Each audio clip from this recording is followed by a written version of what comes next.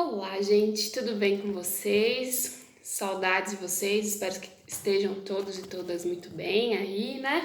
Estudando, se cuidando, né? Ficando em casa, né? E cumprindo com as atividades que a gente tem que cumprir também, porque senão a gente enlouquece, não é mesmo? Bom, gente, eu tô aqui hoje, a gente vai começar a trabalhar nesse... A gente terminou o primeiro bimestre, né? Conseguimos fechá-lo. Primeiro, obrigada. Eu sei que tá difícil, né, acompanhar as atividades em casa, né, para alguns mais, outros menos, outros já parece que já tem esse hábito de estudar em casa, que tá sendo bem mais tranquilo. Mas de modo geral, eu sei que é um desafio para vocês, para mim. Mas de modo geral aí estamos caminhando, né? E acredito que posso dizer que estamos caminhando bem. Bom, antes de começar a segunda unidade, na verdade, já começando, eu vou, na verdade, nesse vídeo fazer um apanhado, né, geral, uma introdução. Então, esse vídeo ele vai ser mais introdutório. Eu vou começar o assunto, né, da segunda unidade, mas não vou aprofundar tanto, né, ainda, né. A gente vai continuar falando sobre as plantas. A gente está no módulo 12 de biologia, então a gente vai entrar nele agora, de modo introdutório, mas vamos. Esse mês ainda tem um feriado na terça, então isso, apesar de a gente estar em casa, continua valendo os feriados. Então eu vou começar já a conversar com vocês, depois eu vou pedir sempre atividades, porque eu preciso do feedback de vocês em relação a esse momento todo de videoaula, tá? Bom, a gente está no módulo 12 então. O que a gente vai ver agora, né? A gente acabou de ver as características gerais das plantas e a diversidade de plantas. Principalmente, né, eu foquei muito mais, né, com vocês dos 4 grupos que a gente tem, de briófita, pteridófita, gimnosperma e angiosperma e a linhagem evolutiva, né? Umas têm umas características, outras têm outras. Outras características são comuns a todas as plantas, porque são plantas e fazem parte do reino plantae. Mas agora a gente vai ver um pouco mais de reprodução, né? Porque a gente não viu muito. E agora, principalmente, a gente vai ver a reprodução das angiospermas, né? Então, vamos lembrar quem são angiospermas daquele grupo lá de 4... Aquela linhagem de 4 grupos diferentes de plantas. As angiospermas são as que a gente considera aí topo da cadeia evolutiva. Não que elas sejam mais evolutivas. Evolução tem a ver com melhora, evolução tem a ver com mudança. E uma espécie que sobrevive no dia atual, ela é tão evoluída como qualquer outra espécie. Eu sou um ser humano, a minha espécie é tão evoluída quanto a bactéria que habita o meu estômago, porque ela está vivendo muito bem, obrigada, dentro do meu estômago. A evolução não tem a ver com melhora, né, com ser mais... Tem a ver com mudança, essa mudança acontece ao acaso, e o sucesso da evolução vai depender do ambiente. Se aquela adaptação eu não conseguiria viver dentro do meu próprio estômago, ou dentro de qualquer estômago, até porque o pH é ácido, extremamente ácido, né? O estômago tem pH, o ácido clorídrico que está dentro do meu estômago, tem pH 2, né? A bactéria que vive lá, ela é adaptada para viver esse ambiente. A gente não conseguiria viver num ambiente com pH 2, né? Enfim. Estou fazendo esse parênteses aqui porque eu falando de evolução, né? E isso sempre eu sei que gera essa interpretação errada de que evolução é melhor e na biologia não é. Mas a gente vai falar mais sobre evolução ao longo de biologia, com certeza. O que a gente vai falar então? Da reprodução das angiospermas. Lembrando, angiospermas são aquelas plantas, elas são mais complexas, elas têm coisas que as outras, né, briófita, pteridófita, gimnosperma não têm. Bom, primeiro elas têm vasos condutores de seiva. Tem vaso condutor, xilema e floema. Xilema e floema, isso eu vi que deu uma confusãozinha, são os nomes dos vasos condutores. Existe o vaso condutor chamado xilema e existe o vaso condutor chamado floema. Eu vou falar sobre isso mais pra frente, né? Que a gente vai voltar nesse assunto para entender melhor a fisiologia, o funcionamento. Mas por enquanto a gente tá em reprodução. As angiospermas são aquelas plantas, então, que tem vaso condutor, mas além disso ela tem semente e ela tem fruto e flor. Quem tem flores e frutos? Só plantas que são do grupo angiosperma. Então, viu uma planta que tem flor, ela é uma angiosperma. Primeira coisa que eu sei. E toda planta que tem flor tem fruto. Isso acho que nem todo mundo acaba relacionando, mas se uma planta tem flor, ela tem fruto. Se ela tem fruto, ela tem flor, né? Isso não significa que todos os frutos sejam comestíveis, né? Apesar de a gente estar acostumado com uma imensidão aí de frutos que são comestíveis, que contribuem na nossa alimentação. Nem todo fruto das angiospermas são comestíveis. Por isso a gente acaba não conhecendo, né? Bom, as angiospermas representam cerca aí de 90% das espécies atuais do reino plantae. Então, elas são maioria. Eu tenho muita angiosperma dentro do grupo plantae, que tem aqueles 4 grupos. As angiospermas, que são aí o topo da cadeia evolutiva, elas são a maioria, 90% das espécies.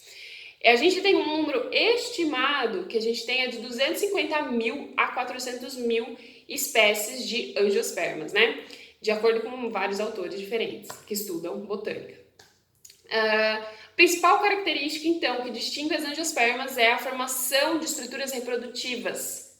Quem são? As flores. As flores, elas são estruturas reprodutivas das angiospermas.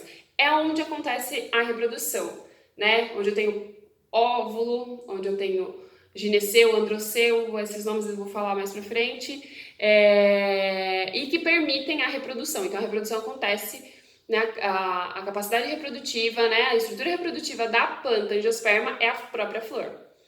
Após a fecundação, então eu tenho a fecundação lá na flor. Essas flores vai originar os frutos. Então, é só após a fecundação que as flores originam frutos. E dentro desses frutos estão quem? As sementes, né? Geralmente, a gente tem frutos partenocárpicos aí, que são frutos sem sementes, mas depois eu falo deles.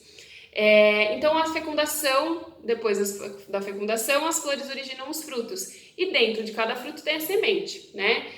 Anjo, em grego, angiosperma, né? Angio, em grego, significa vaso. Em alusão ao ovário em forma de vaso presente nas flores. E esperma, né, angiosperma, significa semente. E essa semente vai estar lá dentro do fruto. Porque vai ser aí o ovário que vai formar, né, o fruto, né? A semente se origina do óvulo fecundado. Então, o óvulo, a flor tá lá, vai acontecer a fecundação. E aí, esse óvulo fecundado originou a semente, que vai estar no interior do fruto depois, né? O fruto em si, ele se origina do ovário da flor. Eu acho que eu comentei alguma coisa na videoaula passada sobre isso. O fruto, qualquer fruto, se origina do ovário da flor, né? E o óvulo fecundado origina a semente, que vai estar dentro do fruto. Bom, as flores, de modo geral, elas têm uma grande variedade de forma, de cor, né? E isso está relacionado principalmente com a adaptação ao próprio ambiente, né? Evolução, adaptação ao ambiente das plantas, aos diferentes modos de polinização. Eu vou falar o que é polinização depois, mas aos diferentes modos de polinização, né? Que foi desenvolvido ao longo da história evolutiva de cada grupo vegetal. Bom, o que é a flor, né? A estrutura e a função da flor em si. A flor é resultado da especialização evolutiva de certos ramos aí vegetais que aconteceram a partir de um ancestral comum. Ela é uma novidade evolutiva, eu posso dizer assim. O conjunto de folhas modificadas de uma flor, né? Então, a flor ela tem várias folhas modificadas. Por exemplo, pensei lá numa rosa. São folhas modificadas, aquilo que eu chamo de pétalas, por exemplo.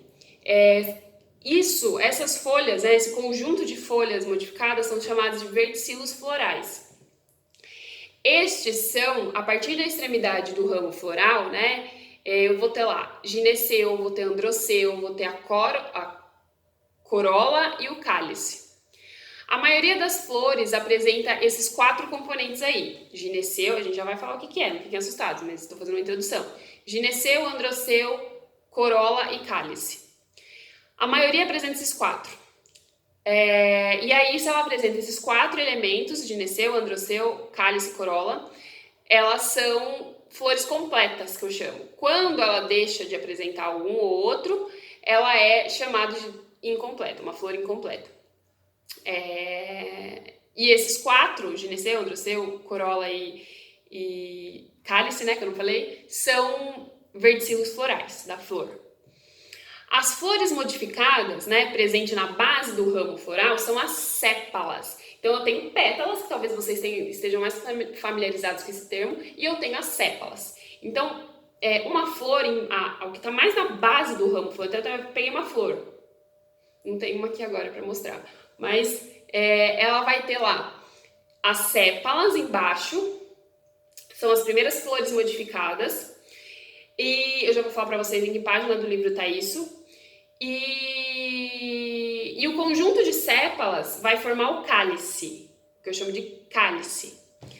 O conjunto seguinte, eu vou ter mais um conjunto de folhas modificadas, que geralmente são as mais atrativas, são aquelas mais coloridas, são chamadas de pétalas. Então, as sépalas está mais embaixo. Geralmente as sépalas elas não são tão bonitas, né? Depende, mas elas geralmente não são tão bonitas, mas é o primeiro conjunto. Depois o segundo conjunto, sim, são as pétalas. O conjunto de sépalas mais abaixo forma o cálice, né? O conjunto de pétalas, que está mais interno, eu chamo de corola.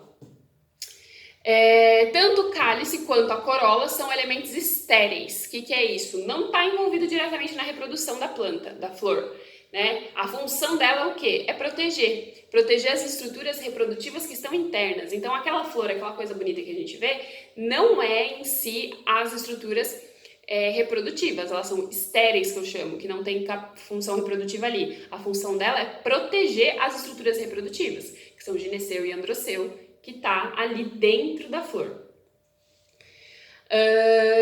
E outra função, claro, né, que a gente não pode esquecer, as sépalas, as pétalas, né, ou seja, o cálice, a corola, tem função de, muitas delas, de atrair polinizadores, né? Muitas delas são bonitas, enfim, tem um cheiro, enfim, e isso atrai polinizadores, animais que fazem a polinização, isso contribui com a reprodução, né? Tem mais sucesso reprodutivo. Os verticilos férteis da flor, então cálice e corola não são férteis, são estéreis, não têm a função reprodutiva, tem a função de proteção das estruturas reprodutivas que estão mais internas dentro da flor, mais internas dentro, né? Que estão internamente na flor, e de polinização também, para atrair polinizadores. Mas eu tenho lá o androceu e o gineceu dentro da flor, que são estruturas reprodutivas, são férteis, né? São as estruturas responsáveis aí pela formação do grão de pólen e do óvulo. Então, androceu seria o que a gente chama de masculino, né? Sistema reprodutivo masculino, o androceu. O gineceu, o feminino. Androceu forma o quê? Grãos de pólen. Pólen. Pensa no pólen. Esse pólen, né, é o que vai fazer, muitos animais fazem a polinização, que é levar esses grãos de pólen, que é produzido pelo androceu, para outras flores. O gineceu, por sua vez, vai produzir os óvulos, que é a estrutura que a gente chama de feminino. Bom, na página, aí eu cheguei na página que eu queria falar para vocês, na página 4 da apostila, então vocês vão abrir a apostila agora, abre aí, e vocês vão ver lá na página 4. Na página 4, módulo 12. Na página 4 tem o desenho bonitinho aí de uma flor qualquer, que tem lá a corola, o cálice, o androceu e o gineceu, tá? Algumas têm os dois, gineceu e androceu, outras não tem. Vocês vão reparar que na imagem lá, o androceu são as estruturas menores, de menor tamanho, o gineceu de maior tamanho. Isso depende um pouco de espécie para espécie, tá? Que não são todas iguais. Vocês vão ver até que a flor que tá lá ela é um pouco diferentona. E ela tá caída, assim, de ponta cabeça, né? A gente geralmente vê a flor de assim, ela tá assim na imagem. Bom, o androceu é o conjunto de estames. Então, aqueles filetinhos que vocês estão vendo na imagem agora de androceu são estames, que vai ser responsável aí pelos grãos de pólen depois, né? O gineceu eu chamo de carpelos, que são as folhas evolutivamente modificadas, que vão formar os óvulos, né? Isso que é o mais importante a gente entender agora. O óvulo, quem produz o óvulo é o ovário, né, da flor, primeiro. A base dilatada, né, então, continuando ainda na página 4 ainda, tem um esquema disso, dos óvulos sendo produzidos lá no ovário, né? Tem uma representação esquemática dos ovários que eu quero que vocês olhem agora, lá na página 4, no final da página, né? A figura 4 também. Eu tenho lá os óvulos, e esses óvulos estão dentro do ovário. A base mais dilatada lá da flor, isso é internamente da flor, tá? São os ovários, e dentro eu tenho 2 óvulos, no caso da imagem, né? Que tá apontando ali na imagem. Eu quero que vocês olhem isso agora, por favor. Bom, quando a flor ainda está na base, na fase inicial, surge um botão, né? E na parede do ovário em formação vai ter uma ou mais protuberâncias que vão dar origem aos óvulos, é isso que vocês estavam olhando agora na página 4. O gameta feminino, né, presente no interior do saco embrionário, né, onde eu tenho lá o embrião, é chamado de oosfera, oosfera, que é a célula mais central das 3 células próximas, vai estar ao que eu chamo de micrópila do óvulo, mas ainda não se preocupem com esse termo. Quando ela é fecundada, ela vai originar o zigoto, né? Lembra que sempre quando há fecundação há surgimento de zigoto para toda e qualquer espécie. A gente chama de zigoto a primeira célula que vai ter capacidade aí de virar um novo ser vivo. Esse daí vai se multiplicar por mitose, né? O zigoto, né? E vai originar o embrião. Depois de zigoto, vira embrião.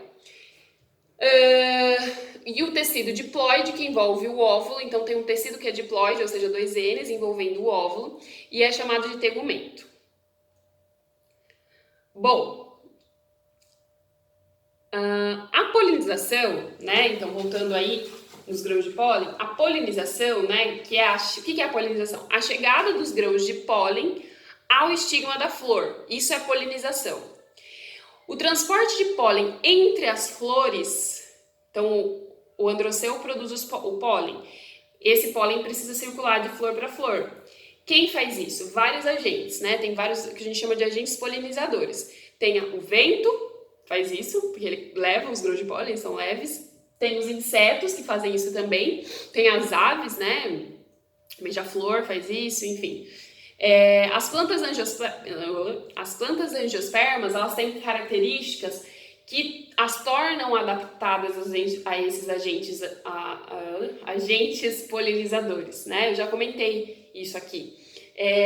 Flores polinizadas por animais, né, principalmente quando são animais, geralmente são aquelas que têm umas características mais atraentes para esses polinizadores, né, que são as corolas coloridas, né, vistosas, tem glândulas nela, odorífera, né, em nectários, né, que produz néctar, e glândulas odoríferas, que vão produzir odores, cheiros, né, agradáveis aí, né, para os animais realizarem a polinização. Né, porque o animal vai lá, encosta nessa flor com o focinho, depois ele vai lá, encosta em outra, ele está levando pólen de uma flor para outra. As abelhas são as nossas principais polinizadoras aí, né? Tem toda uma discussão aí. O fim das abelhas levaria a um caos no planeta, né? Porque a extinção das abelhas iria extinguir muitas espécies, inclusive, muito provavelmente, um prazo um pouquinho maior a nossa também. Por elas serem os principais polinizadores que a gente tem aí, um dos principais. Tem outras que são polinizadas pelo vento, né? A ação do vento também é importante, né? Bom,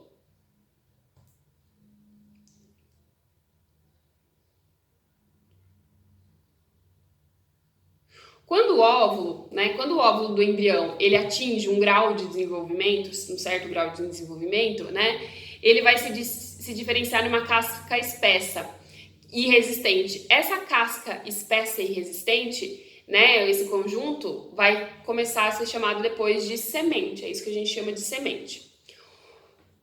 Qual que é a função do fruto na angiosperma? A função do fruto, né, as sementes que estão em formação, elas liberam hormônios. Então tem uma semente, né, que está em formação, ela está liberando hormônios. Esses hormônios, por sua vez, estimulam o desenvolvimento da parede do ovário. O ovário que estava ali, produzindo óvulos, onde estavam saindo os óvulos, começa a ser estimulado pela semente para se originar em fruto, para se diferenciar, se transformar de ovário para fruto.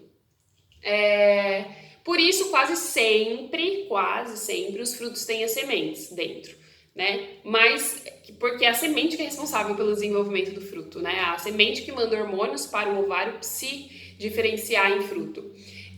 Mas eu tenho algumas exceções que são os frutos partenocárpicos, por exemplo, as bananas, né? Não tem semente interna. Ela tem um outro tipo aí, partenocárpicos são frutos sem sementes. Que a sua formação aí ela é um pouquinho diferente, né, nas linhagens cultivadas de banana, e o ser humano consegue fazer isso também em outras para agradar, né, paladar. E é possível fazer isso também. A gente tem espécies de uvas, por exemplo, que tem semente e espécies que não tem. Mas isso aí é mais pra frente, a gente vai conversar com mais calma. O fruto em si, ele é uma importante aquisição evolutiva, né? Contribuiu aí principalmente para o sucesso desse grupo vegetal, para o sucesso de tomada de ambiente. Por que 90% das espécies vegetais são angiospermas? Porque o fruto colaborou para que fosse assim. Né? Primeiro que a primeira suposição que a gente tem principal do surgimento do fruto na história evolutiva dos vegetais é de que a função dele é proteger a semente, porque é uma estrutura, né, carnosa geralmente, e dentro dela tem a semente está guardada ali, né? Então tem a função de proteção. Mas por muitos frutos serem comestíveis por animais, eles acabam sendo consumidos. E isso auxilia no processo de reprodução da própria planta em si. Né? Quando a gente come, né, frutos que são... quando a gente se alimenta, um animal se alimenta de um fruto, quando essa semente é descartada, essa semente vai para o ambiente, isso pode contribuir para a reprodução dessa planta, né? Muitos tipos de frutos são coloridos, são vistosos, têm perfumes, têm cheiros agradáveis, né? E aí tem um alimento ali possível, né? Tanto para a nossa espécie quanto para várias outras espécies de animais. Quando esse animal come o fruto, então, ele vai descartar a semente de alguma forma, né? Se ele engolir a semente, tudo bem, a semente vai ser eliminada pelas fezes. Então, ele vai estar levando essa semente para outro lugar. Ou seja, ele está fazendo a dispersão das sementes para o ambiente. Em certas sementes, em certas espécies, né, os frutos ou as sementes, elas vão ter projeções em forma de asas, né? Eu não tenho nenhuma aqui porque, né, a gente está em quarentena, não deu para eu sair de casa, mas facilmente em qualquer parque da cidade, quando vocês forem, vocês conseguem ver. E quando a gente voltar às aulas, eu levo para vocês a amostra, as aulas presenciais, né? Tem sementes que elas são aladas, né? Elas têm uma estrutura que facilita o voo, né? Elas têm frutos alados e tem sementes aladas. E quando vocês forem em qualquer parque das águas, enfim, é muito comum a gente ver essas sementes no chão, dependendo da época, né, da espécie. Isso favorece o transporte dessa semente pelo vento. Isso é uma adaptação evolutiva também, né? Tem frutos que são adaptados para aderir aos pelos, né? Então eles acabam grudando no pelo do animal e as penas de animais eles acabam cumprindo um papel de disseminá-los também para outros ambientes. Bom, gente, o próprio coco, o coco, ele tem, como ele tem principalmente região litorânea, né, onde eu tenho água, a estrutura fibrosa do coco acaba retendo água e isso facilita a flutuação dele, então a dispersão dele pela flutuação, por exemplo, no mar, né, para outro local até chegar a outro local terrestre. Enfim, hoje já falei bastante, né, foi uma introdução, mas eu já entrei em várias questões da apostila. O que vocês não entenderam a gente vai continuar conversando, mas fiquem tranquilos que eu sei que eu tentei ao mínimo focar apenas nos termos, porque tem muito termo aqui nessa unidade, muito nome. Eu sei que tem, biologia tem, toda área tem, mas eu queria focar mais na compreensão do que é tais conceitos, do que é tais termos, que é aquele nome esquisito, para que ele serve, né? Então, eu tentei focar mais nisso, mas a gente vai continuar conversando. A semana que vem, provavelmente, a gente vai começar a falar de germinação da semente, como é que a semente germina. E se ficou dúvidas, eu quero que vocês me procurem, né? Eu vou abrir um fórum, sempre vou abrir um fórum para vocês colocarem as dúvidas lá, que para mim fica muito mais fácil, tá? Então, por enquanto é isso. Vou deixar uma atividade para vocês. Beijos, se cuidem e até logo!